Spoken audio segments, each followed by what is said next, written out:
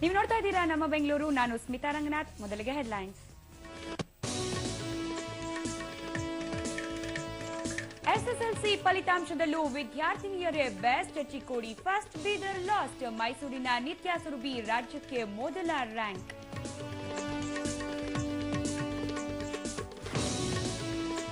ಜನಸಾಮಾನ್ಯರಿಗೆ ಕೆಇಆರ್ಸಿಯಿಂದ current shock. ವಿದ್ಯುತ್ ದರ ಯೂನಿಟ್ಗೆ 35 ಪೈಸೆ ಏರಿಕೆ.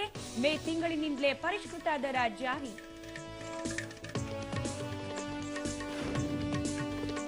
ಸದ್ಯಕ್ಕೆ ಬಗೆಹರಿಯೋಲ್ಲ ಟೋಲ್ ಗೊಂದಲ. ದರ ಇಳಿಕೆ ಮಾಡುವಲ್ಲಿ ರಾಜ್ಯ ಸರ್ಕಾರ ವಿಫಲ. ಹೆದ್ದಾರಿ ಪ್ರಾಧಿಕಾರದೊಂದಿಗಿನ ಸಭೆಯಲ್ಲಿ ಮೂಡದ ಒಮ್ಮತ. ವೀಲಿಂಗ್ ಡ್ರ್ಯಾಗ್ ರೇಸ್ ಪ್ರಿಯರಿಗೆ ಪೊಲೀಸರ ಶಾಕ್. ಕಾನೂನು ಮೀರಿದ್ರೆ ಜಪ್ತಿಯಾಗುತ್ತೆ ನಿಮ್ಮ ವೆಹಿಕಲ್. ಬೈಕ್ ಮೆಕ್ಯಾನಿಕ್ ಮೇಲೂ ಬೀಳುತ್ತೆ ಕೇಸ್. ಪಾಲಿಕೆ ಅನುಮತಿ ಇಲ್ಲದೆ ರೋಡ್ ಆಗಿದ್ದ ಕಂಪನಿ ವೊಡಾಫೋನ್ ಕೇಬಲ್ನಿಂದಾಗಿ ರಸ್ತೆಗೆ ದುರಸ್ತಿ. ರಾಜಾಜಿನಗರದಲ್ಲಿ ವಾಹನ ಸವಾರರಿಗೆ ಫಜೀತಿ.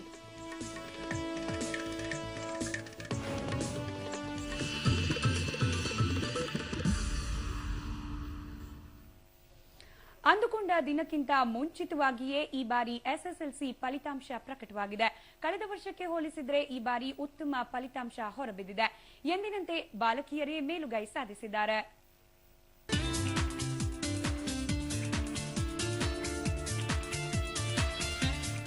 ತೀವ್ರ ಕುತೂಹಲ ಕೆರಳಿಸಿದ್ದ ಎಸ್ಎಸ್ಎಲ್ಸಿ ಪರೀಕ್ಷೆ ಫಲಿತಾಂಶ ಕೊನೆಗೂ ಹೊರಬಿದ್ದಿದೆ. ಫಲಿತಾಂಶ ದಿನಾಂಕ ಗೊಂದಲದ ಮಧ್ಯೆಯೂ ಮಲ್ಲೇಶ್ವರಂನಲ್ಲಿರುವ ಎಸ್ಎಸ್ಎಲ್ಸಿ ಬೋರ್ಡ್ನಲ್ಲಿ ಸಚಿವ ಕಿಮ್ಮನೆ ರತ್ನಾಕರ್ ರಿಸಲ್ಟ್ ಅನೌನ್ಸ್ ಮಾಡಿದ್ರು. ಪ್ರತಿ ವರ್ಷದಂತೆ ಈ ಬಾರಿಯೂ ಬಾಲಕಿಯರೇ ಮೇಲುಗೈ ಸಾಧಿಸಿದ್ದಾರೆ. ಉಳಿದಂತೆ ಕಳೆದ ವರ್ಷಕ್ಕೆ ಹೋಲಿಸಿದ್ರೆ ಈ ವರ್ಷ ಉತ್ತಮ ಫಲಿತಾಂಶ ಬಂದಿದೆ. ಎಸ್ಎಸ್ಎಲ್ಸಿಯ ಪರೀಕ್ಷೆಯಲ್ಲಿ ಒಟ್ಟಾರೆ ಶೇಕಡ 81.19 ಫಲಿತಾಂಶ ಕಂಡುಬಂದಿದೆ. ಹೊಸ ಅಭ್ಯರ್ಥಿಗಳು ಫ್ರೆಷರ್ಸ್ ಏನಿದ್ದಾರೆ ಅವ್ರದ್ದು 85.37 ಬಂದಿದೆ. ಟೋಟಲಿ 81.15 ರಿಸಲ್ಟ್ ಬಂದಿರತಕ್ಕಂಥದ್ದು. ಪ್ರಮುಖವಾಗಿ ಹೆಣ್ಣು ಮಕ್ಕಳು ಗಂಡು ಮಕ್ಕಳಿಗಿಂತ ಅತಿ ಹೆಚ್ಚಿನ ಫಲಿತಾಂಶವನ್ನು ಕೊಟ್ಟಿದ್ದಾರೆ. Almost nearly 7% ahead of male. ಯಾವ ಜಿಲ್ಲೆಗೆ ಎಷ್ಟನೇ ಸ್ಥಾನ? ಈ ಬಾರಿ ಶೇಕಡ 81.19% ವಿದ್ಯಾರ್ಥಿಗಳು ಉತ್ತೀರ್ಣರಾಗಿದ್ದು ಚಿಕ್ಕೋಡಿಗೆ ಮೊದಲ ಸ್ಥಾನ ಲಭಿಸಿದೆ. ಶಿರಸಿಗೆ 2ನೇ ಸ್ಥಾನ, ಬೆಳಗಾವಿಗೆ 3ನೇ ಹಾಗೂ ಮಂಡ್ಯ 4ನೇ, ಬೀದರ್ಗೆ ಕೊನೆಯ ಸ್ಥಾನ ಲಭಿಸಿದೆ. ಇನ್ನು ಈ ಬಾರಿಯೂ ಫಲಿತಾಂಶದಲ್ಲಿ ಬಾಲಕಿಯರೇ ಹೆಚ್ಚಿನ ಸ್ಥಾನ ಪಡೆದಿದ್ದಾರೆ. ಪ್ರಮುಖವಾಗಿ ಆಂಗ್ಲ ಮಾಧ್ಯಮದಲ್ಲಿ ಮೊದಲ 5 ಸ್ಥಾನಗಳನ್ನು ಗಳಿಸಿದವರನ್ನ ನೋಡುವುದಾದ್ರೆ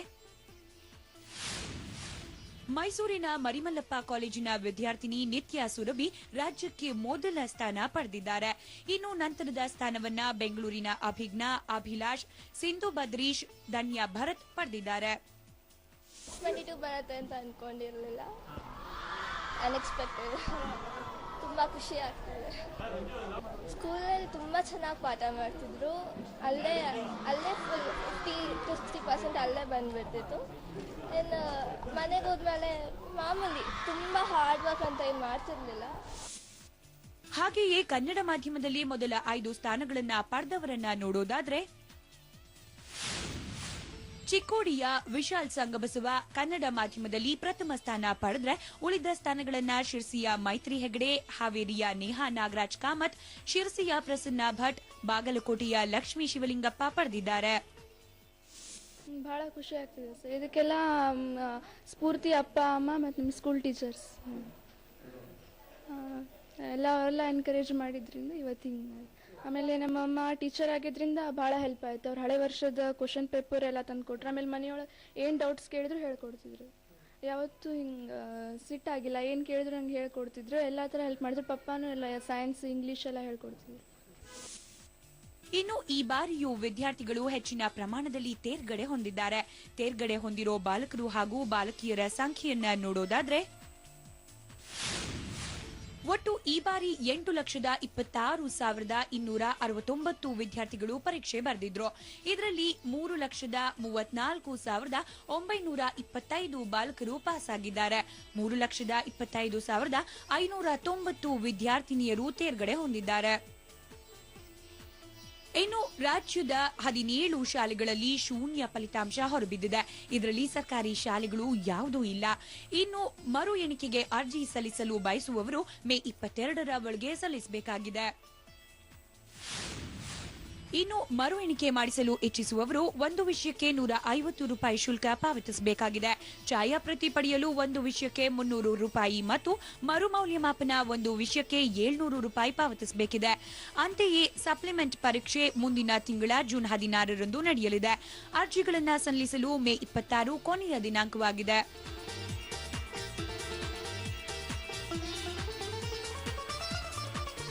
ಬೆಂಗಳೂರಿನಿಂದ ಮಮತಾ ಮಾರ್ಧಾಳ ಜೊತೆ ನಂದೀಶ್ ಮಲ್ಲಿನಹಳ್ಳಿ, ಸುವರ್ಣ ನ್ಯೂಸ್. ಇವತ್ತು ಎಸ್ಎಸ್ಎಲ್ಸಿ ರಿಸಲ್ಟ್. ಈ ಫಲಿತಾಂಶ ವಿದ್ಯಾರ್ಥಿಗಳ ಬಾಳಲ್ಲಿ ಹರ್ಷದ ಹೊನಲು ಮೂಡಿಸಿದೆ. ಆದರೆ ವಿಜಯನಗರದ ವಿದ್ಯಾರ್ಥಿನಿ ಅಕ್ಷತಾಳನ್ನ ಮಾತ್ರ ಬಲಿ ಪಡೆದಿದೆ.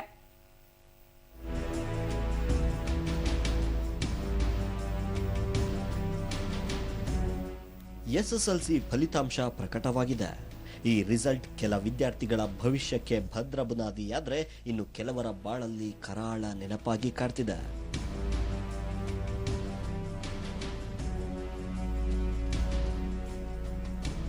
ಬೆಂಗಳೂರಿನ ವಿಜಯನಗರದಲ್ಲಿ ಎಸ್ಎಸ್ಎಲ್ಸಿಯಲ್ಲಿ ಫೇಲ್ ಆದ ವಿದ್ಯಾರ್ಥಿನಿ ಅಕ್ಷತಾ ಆತ್ಮಹತ್ಯೆ ಮಾಡಿಕೊಂಡಿದ್ದಾಳೆ. ಮಾರೇನಹಳ್ಳಿಯ ರಮಣಶ್ರೀ ಉದಯ ಎಜುಕೇಷನ್ ಸೊಸೈಟಿಯ ವಿದ್ಯಾರ್ಥಿನಿ ಅಕ್ಷತಾ ಗಣಿತ ಮತ್ತು ಕನ್ನಡದಲ್ಲಿ ಫೇಲ್ ಆಗಿದ್ಲು. ಇದರಿಂದ ನೊಂದ ಅಕ್ಷತಾ ನೇಣಿಗೆ ಕೊರಳೊಡ್ಡಿದ್ದಾಳೆ. LKG ನಾನು 13 ವರ್ಷದಿಂದನೂ ಇದೇ ಸ್ಕೂಲಲ್ಲಿ ಓದ್ತಾ ಇದ್ದು ಇದುವರೆಗೂ. ಇವಾಗ ಬೆಳಿಗ್ಗೆ 11 ಗಂಟೆನಲ್ಲಿ ರಿಸಲ್ಟ್ ನೋಡಿಬಿಟ್ಟು ಈ ಥರ ಮನೆಯಲ್ಲಿ ನೋಡಿದ್ದಾರೆ 2 ಸಬ್ಜೆಕ್ಟ್ ಫೇಲ್ ಆಗಿದೆ, ಒಂದು ಮ್ಯಾಥ್ಸು ಒಂದು ಕನ್ನಡ ಸಬ್ಜೆಕ್ಟ್ ಫೇಲ್ ಆಗಿರೋದ್ರಿಂದ ಮನೆಗೆ ಹೋಗ್ಬಿಟ್ಟು ಮನೇಲಿ ಅಪ್ಪ ಅಮ್ಮ ಜೊತೆಲಿದ್ದಾರೆ. ಅಪ್ಪ ಹೇಳಿದ್ದಾರೆ ಏನು ಈ ಥರ ಎಲ್ಲ ಮಾಡ್ಕೊಬೇಡಮ್ಮ, ಏನು ಇದಿಲ್ಲ ಅಂತ ಅಂದ್ಬಿಟ್ಟು ಅಪ್ಪ ಜೊತೆಗಿದ್ದಾರೆ. ಅಮ್ಮಂಗೂ ಹೇಳ್ಬಿಟ್ಟು ಹೋಗಿದ್ದಾರೆ, ಅಮ್ಮನ ಸ್ವಲ್ಪ ನೀಟಾಗಿ ನೋಡ್ಕೊಳ್ಳಿ ಜೊತೆಲಿ ಅಂತ ಅಂದ್ಬಿಟ್ಟು. ಆದ್ರೂ ಹುಡುಗಿ ಸ್ವಲ್ಪ ಜಸ್ಟ್ ಕಣ್ ತಪ್ಪಿಸ್ಬಿಟ್ಟು ಹೋಗ್ಬಿಟ್ಟು ಈ ಥರ ಹ್ಯಾಂಗ್ ಮಾಡ್ಕೊಂಡಿದ್ದಾಳೆ, ವೇಲಿಂದ ಇದು ಮಾಡ್ಕೊಂಡು. ರಿಸಲ್ಟ್ ನೋಡಿ ಮನೆಗೆ ಬಂದ ಅಕ್ಷತಾ ರೂಮ್ನೊಳಗೆ ಹೋಗಿ ಬಾಗಿಲು ಹಾಕಿಕೊಂಡಿದ್ಲು. ಎಷ್ಟು ಹೊತ್ತಾದ್ರೂ ಮಗಳು ಹೊರಗೆ ಬಾರದೇ ಇದ್ದಿದ್ರಿಂದ ಅಕ್ಷತಾ ತಾಯಿ ಕಿಟಕಿಯಿಂದ ನೋಡಿದ್ದಾರೆ. ಆಕೆ ಆತ್ಮಹತ್ಯೆಗೆ ಶರಣಾಗಿರೋದು ನೋಡಿ ತಾಯಿಗೆ ಬರ ಸಿಡಿಲು ಬಡಿದಂತಾಗಿದೆ. ತಕ್ಷಣ ಅಕ್ಷತಾಳನ್ನ ಆಸ್ಪತ್ರೆಗೆ ದಾಖಲಿಸಲಾಯಿತು. ಆದ್ರೆ ಅಷ್ಟರಲ್ಲಾಗ್ಲೇ ಅವಳ ಪ್ರಾಣ ಪಕ್ಷಿ ಹಾರಿ ಹೋಗಿತ್ತು. ಆಲ್ಮೋಸ್ಟ್ ಆಲ್ 140 ಬಂದಿತ್ತು. Is a brought dead, hanging ಆಗಿದೆ ಅವ್ರದ್ದು. ಪೇಷಂಟ್ಗೆ ಈಗ ಪೋಸ್ಟ್ ಮಾರ್ಟಮ್ಗೆ ಫಿಕ್ಸ್ ಕಳಿಸ್ತಾ ಇದ್ದೀವಿ ಪೇಷಂಟ್ಸ್ಗೆ. 16 ವರ್ಷದ್ದು ಅವ್ರಿಗೆ ಇದು ರಿಸಲ್ಟ್ ಬಗ್ಗೆ SSLC ರಿಸಲ್ಟ್ಸ್ದು ಇದ್ರ ಬಗ್ಗೆ ಅನುಕರಣೆ ಆಗಿಬಿಟ್ಟು ಆ ಥರ ಇದು ಮಾಡ್ಕೊಂಡಿದ್ದಾರೆ. ಈ ಫಲಿತಾಂಶ ಒಂದೇ ನಿರ್ಣಾಯಕವಲ್ಲ, ಮತ್ತೆ ಪರೀಕ್ಷೆ ಬರೆದು ಪಾಸ್ ಆಗುವ ಅವಕಾಶ ನಿಮಗಿದೆ. ಹಾಗಾಗಿ ದುಡುಕಿ ಆತ್ಮಹತ್ಯೆ ನಿರ್ಧಾರ ತೆಗೆದುಕೊಳ್ಳಬೇಡಿ ಅನ್ನೋದೇ ನಮ್ಮ ಸಲಹೆ. ಕ್ಯಾಮರಾಮನ್ ರೇಣುಕಾ ಪ್ರಸಾದ್ ಜೊತೆ ರವಿಕುಮಾರ್, ಕ್ರೈಮ್ ಬ್ಯೂರೋ, ಸುವರ್ಣ ನ್ಯೂಸ್, ಬೆಂಗಳೂರು. ವಿದ್ಯುತ್ ಕಣ್ಣಮುಚ್ಚಾಲೆಯಿಂದ ತತ್ತರಿಸಿರುವ ಗ್ರಾಹಕರಿಗೆ ಇವತ್ತು ಕರೆಂಟ್ ಶಾಕ್ ಹೊಡೆದಿದೆ. ಕರ್ನಾಟಕ ವಿದ್ಯುತ್ ಶಕ್ತಿ ನಿಯಂತ್ರಣ ಆಯೋಗ ಇಂದು 1 ಯೂನಿಟ್ ವಿದ್ಯುತ್ ಬಳಕೆ ದರವನ್ನು ಸರಾಸರಿ 32 ಪೈಸೆ ಹೆಚ್ಚಿಸಿದೆ.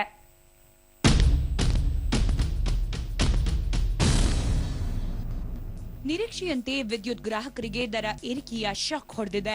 ಕರ್ನಾಟಕ ವಿದ್ಯುತ್ ನಿಯಂತ್ರಣ ಆಯೋಗವು ಇಂದು ಪರಿಷ್ಕೃತ ವಿದ್ಯುತ್ ದರ ಪ್ರಕಟಿಸಿದೆ. ಪ್ರತಿ ಯೂನಿಟ್ ವಿದ್ಯುತ್ ಬಳಕೆಗೆ ಸರಾಸರಿ 32 ಪೈಸೆ ಹೆಚ್ಚಿಸಲಾಗಿದೆ. ವಿವಿಧ ವರ್ಗದ ವಿದ್ಯುತ್ ಗ್ರಾಹಕರಿಗೆ ವಿವಿಧ ಸ್ಲ್ಯಾಬ್ಗಳಲ್ಲಿ ಕನಿಷ್ಠ 10 ಪೈಸೆಯಿಂದ 50 ಪೈಸೆವರೆಗೆ ದರ ಏರಿಸಲಾಗಿದೆ. ಈ ಪೈಕಿ ಭಾಗ್ಯಜ್ಯೋತಿ, ಕುಟೀರ ಜ್ಯೋತಿ ಹಾಗೂ ನೀರಾವರಿ ಪಂಪ್ ಸೆಟ್ಗಳಿಗೆ ಈ ದರ ಹೆಚ್ಚಳ ಅನ್ವಯ ಆಗಲ್ಲ. ಇನ್ನು ಈ ಪರಿಷ್ಕೃತ ದರಗಳು ಮೇ ತಿಂಗಳಿಂದಲೇ ಜಾರಿಗೆ ಬಂದಿವೆ. ಪರಿಷ್ಕರಣೆ ಮಾಡಿ ಈ ದಿವಸ ಆದೇಶ ಹೊರಡಿಸಿದೆ.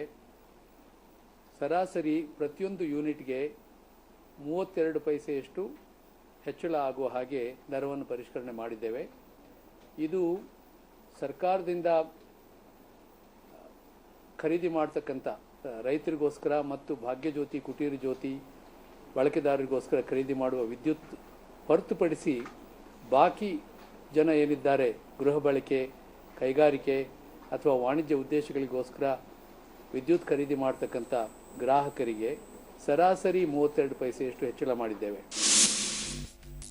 ಯಾವ ವರ್ಗದ ಗ್ರಾಹಕರಿಗೆ ಎಷ್ಟು ದರ ಹೆಚ್ಚಿಸಲಾಗಿದೆ ಅನ್ನೋ ವಿವರ ಹೀಗಿದೆ. 1 ಯೂನಿಟ್ ವಿದ್ಯುತ್ಗೆ ಸರಾಸರಿ 32 ಪೈಸೆ ಹೆಚ್ಚಳ. ನಗರ ಮತ್ತು ಗ್ರಾಮಾಂತರ ಗೃಹ ಬಳಕೆ ವಿದ್ಯುತ್ ದರ 30 ಯೂನಿಟ್ ವರೆಗೆ 20 ಪೈಸೆ ಹೆಚ್ಚಿಸಿದ್ದು ಪರಿಷ್ಕೃತ ದರ ಯೂನಿಟ್ಗೆ ₹2.70 ಆಗಿದೆ. 31 ಯೂನಿಟ್ನಿಂದ 100 ಯೂನಿಟ್ ವರೆಗೆ ಪ್ರತಿ ಯೂನಿಟ್ ವಿದ್ಯುತ್ ದರ ₹4 ಆಗಿದೆ. ಇನ್ನು 101 ಯೂನಿಟ್ನಿಂದ 200 ಯೂನಿಟ್ ವರೆಗಿನ ಬಳಕೆಗೆ 40 ಪೈಸೆ ಹೆಚ್ಚಾಗಿದ್ದು ಪರಿಷ್ಕೃತ ದರ ₹5.25 200 ಯೂನಿಟ್ ಮೇಲ್ಪಟ್ಟು ಬಳಕೆಗೆ ಪ್ರತಿ ಯೂನಿಟ್ಗೆ 40 ಪೈಸೆ ಹೆಚ್ಚಿಸಿ ₹6.25 ಏರಿಸಲಾಗಿದೆ. ಲೋ ಟೆನ್ಷನ್ ವಿದ್ಯುತ್ ಬಳಕೆ ವರ್ಗದ ವಾಣಿಜ್ಯ ಸಂಕೀರ್ಣಗಳಿಗೆ 50 ಯೂನಿಟ್ ವರೆಗಿನ ವಿದ್ಯುತ್ಗೆ 30 ಪೈಸೆ ಹೆಚ್ಚಿಸಿದ್ದು ಪರಿಷ್ಕೃತ ದರ ಪ್ರತಿ ಯೂನಿಟ್ಗೆ ₹6.75 ಹೆಚ್ಚಾಗಿದೆ.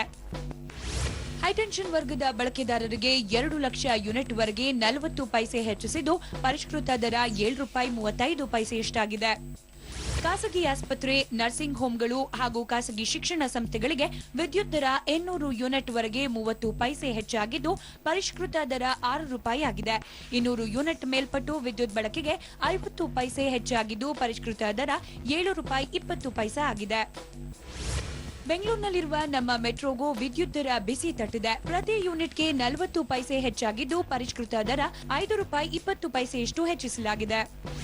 ನಗರ ಪ್ರದೇಶದಲ್ಲಿರುವ ಅಪಾರ್ಟ್ಮೆಂಟ್ಗಳು ಬಳಸುವ ವಿದ್ಯುತ್ ದರ ಯೂನಿಟ್ಗೆ 40 ಪೈಸೆ ಹೆಚ್ಚಾಗಿದೆ. ಅಪಾರ್ಟ್ಮೆಂಟ್ಗಳಿಗೆ ಈಗ ಪರಿಷ್ಕೃತ ದರ ₹5.30 ಆಗಿದೆ. ತೋಟಗಾರಿಕೆ, ನರ್ಸರಿ, ಕಾಫಿ, ಟೀ, ರಬ್ಬರ್ ಪ್ಲಾಂಟೇಶನ್ಗಳಿಗೆ ವಿದ್ಯುತ್ ದರ ಯೂನಿಟ್ಗೆ 40 ಪೈಸೆ ಏರಿಸಿದ್ದು ಪರಿಷ್ಕೃತ ದರ ₹2.15 ಆಗಿದೆ. ಸಾರ್ವಜನಿಕ ಬೀದಿ ದೀಪಗಳಿಗೂ ದರ ಬಿಸಿ ತಟ್ಟಿದೆ. ಬೀದಿ ದೀಪ ಬಳಕೆಯ ಪ್ರತಿ ಯೂನಿಟ್ಗೆ 40 ಪೈಸೆ ಹೆಚ್ಚಿಸಿದ್ದು ಪರಿಷ್ಕೃತ ದರ ₹4.85 ಆಗಿದೆ. ಕೈಗಾರಿಕೆಗಳು ಬಳಸುವ ವಿದ್ಯುತ್ ದರ ಯೂನಿಟ್ಗೆ 40 ಪೈಸೆ ಏರಿದೆ. 1 ಲಕ್ಷ ಯೂನಿಟ್ ವಿದ್ಯುತ್ ಬಳಕೆಯವರೆಗೆ ಪರಿಷ್ಕೃತ ದರ ₹5.75 ಆಗಿದ್ರೆ 1 ಲಕ್ಷ ಯೂನಿಟ್ ಮೇಲ್ಪಟ್ಟು ಬಳಕೆಗೆ ₹6.15 ಏರಿಕೆಯಾಗಿದೆ. ಇನ್ನು ಸರ್ಕಾರಿ ಆಸ್ಪತ್ರೆ, ಧಾರ್ಮಿಕ ಆಸ್ಪತ್ರೆ, ಇಎಸ್ಐ ಆಸ್ಪತ್ರೆಗಳು ಹಾಗೂ ಅನುದಾನಿತ ಶಿಕ್ಷಣ ಸಂಸ್ಥೆಗಳು ಬಳಸುವ ವಿದ್ಯುತ್ ದರ ಯೂನಿಟ್ಗೆ 40 ಪೈಸೆ ಏರಿಕೆಯಾಗಿದೆ. 1 ಲಕ್ಷ ಯೂನಿಟ್ ಬಳಕೆಯವರೆಗೆ ಪರಿಷ್ಕೃತ ದರ ₹5.40 ಆಗಿದ್ರೆ 1 ಲಕ್ಷ ಯೂನಿಟ್ ಮೇಲ್ಪಟ್ಟ ಬಳಕೆಗೆ ₹5.90 ಹೆಚ್ಚಾಗಿದೆ. ವಿದ್ಯುತ್ ಪೂರೈಕೆ ಮಾಡುವ ಎಸ್ಕಾಂಗಳು ವಿದ್ಯುತ್ ಖರೀದಿಗೆ 2,300 ಕೋಟಿ ರೂಪಾಯಿ ವ್ಯಯ ಮಾಡಿರೋದೇ ವಿದ್ಯುತ್ ದರ ಏರಿಕೆಗೆ ಕಾರಣ ಎಂದು ಆಯೋಗ ತಿಳಿಸಿದೆ. 2014-15ನೇ ಆರ್ಥಿಕ ವರ್ಷದ ಸಾಲಿನಲ್ಲಿ ರಾಜ್ಯದ 5 ವಿದ್ಯುತ್ ಪೂರೈಕೆ ಕಂಪನಿಗಳಾದ ಬೆಸ್ಕಾಂ, ಹೆಸ್ಕಾಂ, ಚೆಸ್ಕಾಂ, ಜೆಸ್ಕಾಂ ಹಾಗೂ ಮೆಸ್ಕಾಂಗಳು 1 ಯೂನಿಟ್ಗೆ 66 ಪೈಸೆ ಹೆಚ್ಚಿಸುವಂತೆ ವಿದ್ಯುತ್ ದರ ನಿಯಂತ್ರಣ ಆಯೋಗಕ್ಕೆ ಕಳೆದ ಡಿಸೆಂಬರ್ 13ರಂದು ಪ್ರಸ್ತಾವನೆ ಸಲ್ಲಿಸಿದ್ವು. ದರ ಹೆಚ್ಚಳಕ್ಕೆ ಸಂಬಂಧಪಟ್ಟಂತೆ ಸಾರ್ವಜನಿಕರು, ಸಂಘ ಸಂಸ್ಥೆಗಳಿಂದ ಆಕ್ಷೇಪಣೆಗಳನ್ನ ಸ್ವೀಕರಿಸಿದ ಆಯೋಗ ಪರಿಷ್ಕೃತ ದರ ಪಟ್ಟಿ ಪ್ರಕಟಿಸಿದೆ. ಲೋಕಸಭೆ ಚುನಾವಣೆ ಇಲ್ದಿದ್ರೆ ಇಷ್ಟೊತ್ತಿಗಾಗಲೇ ಆಯೋಗದಿಂದ ಪರಿಷ್ಕೃತ ವಿದ್ಯುತ್ ದರ ಜಾರಿಯಾಗಿರ್ತಿತ್ತು. ಒಟ್ನಲ್ಲಿ ಇತ್ತೀಚಿನ ದಿನಗಳಲ್ಲಿ ಸಾರ್ವಜನಿಕರ ಬದುಕಿನ ಮೇಲೆ ವಿವಿಧ ದರ ಹೆಚ್ಚಳಗಳು ಬರೆ ಹಾಕ್ತಿರೋದು ದೌರ್ಭಾಗ್ಯವೇ ಸರಿ. ಬೆಂಗಳೂರಿನಿಂದ ಕ್ಯಾಮರಾಮನ್ ಮೂರ್ತಿ ಜೊತೆ ಮಸೂದ್ ದೊಡ್ಡೆಬಾಗಿಲು, ಸುವರ್ಣ ನ್ಯೂಸ್. ನಮ್ಮ ಬೆಂಗಳೂರು ಮುಂದುವರೆತೆ ಚಿಕ್ಕದೊಂದು ಬ್ರೇಕ್ನ ನಂತರ.